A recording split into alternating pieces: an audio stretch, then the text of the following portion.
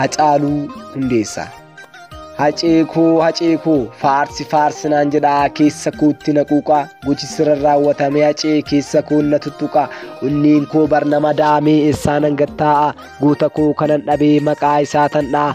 Hacee koo abbaa geerarsaa isa geerarsaan onnachiisu isa yoonnee isaan geeraru diinota rifachiisu. Hacee koo abbaa qabsoo isa sabaaf qabsaa'u isa ifa dubbachuun diina mataa gadha'u.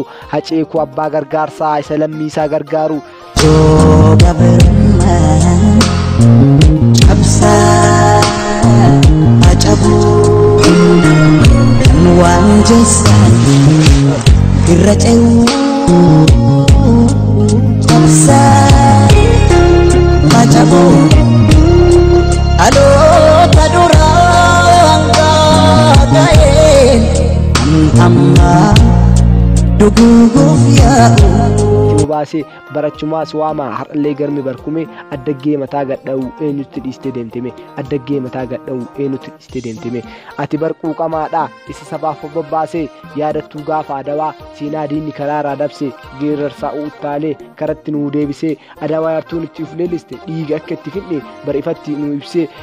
Hacee koo atin duunee ammas lubbuun hin dabarre seenaa kan keettu bar addaa eessaa ija keenya duraa dhabamtare seenaa kan keettu bar addaa eessaa ija keenya duraa dhabamtare.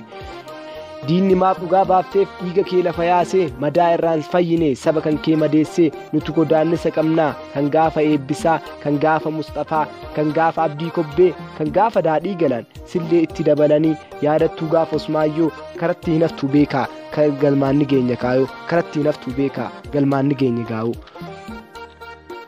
Garaan koo na dadhabee goota caaluun dhabee yartutuutu dhiiga kee yaasee goobanootatu dhangalaasee ni baati gumaan kan kee leenca sabaa qabsaa'u hanga gumaan kan kee baafnutti onneen koo gannan taa'u. Hacee koo seenaa qabdaa isa yoomuu hin daganne sabaa fi lammeen kee hundi boolla kee daadhii haa yaasu jedhe sabaa fi lammeen kee hundi boolla kee daadhii haa yaasu jedhe.